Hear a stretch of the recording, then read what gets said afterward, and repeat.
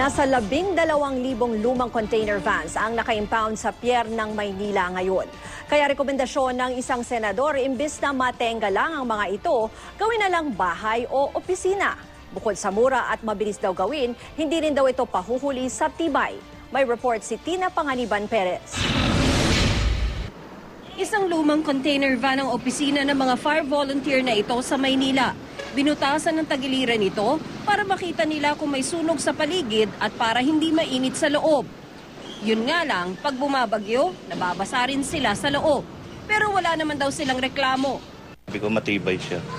Magaan siya, madali siyang maalis kung sakaling lilipat. Walang masyadong ginagamit na materyales. Sa kaunting butas lang para sa pintuan at mga bintana, ang lumang container van nagkakaroon ng panibagong buhay. Pwede ito maging bahay, opisina, kahit ospital. Depende sa pangangailangan. Sa ngayon, may 12,000 container vans na matagal nang naka-impound sa pier sa Maynila. Rekomendasyon ng isang senador, gawin na lang ng mga bahay ng mga mahihirap o mga sinalanta ng mga kalamidad ang mga container van na ito. O di kaya'y mga police station, classroom, imbakan ng bigas o clinic. Ayon sa isang nagko-convert ng mga lumang container van, madali lang naman daw gawin ang rekomendasyon ng senador. Ginagawa lang siya ng 7 to 10 days ang production niya.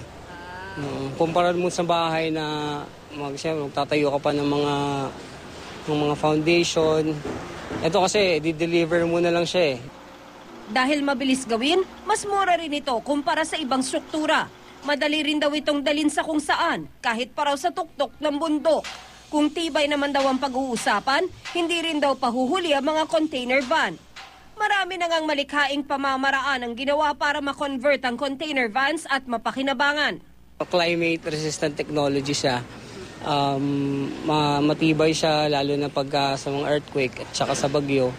Ayon naman sa Philippine Ports Authority, desisyon na ng mga shipping company kung ano ang gagawin sa kanilang mga container van. Tina Panganiban Perez, GMA News.